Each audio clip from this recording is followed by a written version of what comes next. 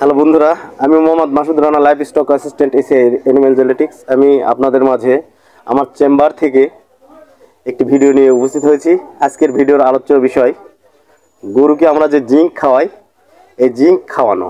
তো আমরা অনেক খামারি আমার ভিডিওতে কমেন্ট করেন যে একটি গবাদি প্রাণীকে আমরা জিঙ্ক কতটুকু পরিমাণে কতদিন খাওয়াবো, এই বিষয়গুলো বিস্তারিত এই ভিডিওতে আমি আলোচনা করব। জিঙ্ক হচ্ছে গবাদি পশুর একটি গুরুত্বপূর্ণ উপাদান।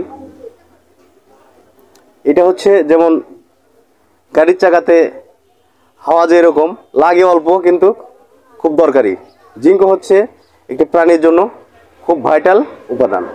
আপনারা যখন গবাদি পশু লালন পালন করবেন, অবশ্যই তাদেরকে প্রতি মাসে 10 দিন তার বডি ওয়েট অনুযায়ী পরিমাণ মতো জিঙ্ক খাওয়াবেন।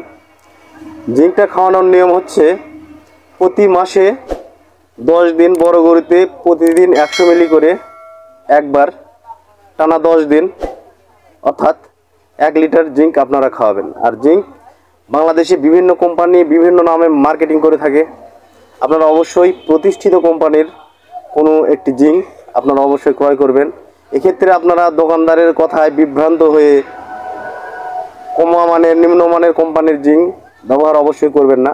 আপনারা অবশ্যই টপ লেভেলের কোম্পানির জিঙ্কগুলো ব্যবহার করবেন। আমি এখানে কোম্পানির নাম বলবো না, তবে আপনারা অবশ্যই ভালো কোম্পানি দেখে জিঙ্ক ক্রয় করবেন এবং আপনাদের গবাদি প্রাণীকে খাওয়াবেন।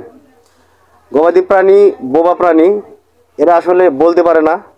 তাদেরকে ম্যানেজমেন্ট অবশ্যই আমাদের ভালোভাবে করতে হবে। তাদেরকে যে সকল জিনিস আমরা খাওয়াবো বা দিব, এগুলো যেন ভালো মানের ভালো ব্র্যান্ডের হয়, এই দিকে লক্ষ্য রাখবো অবশ্যই। ধন্যবাদ।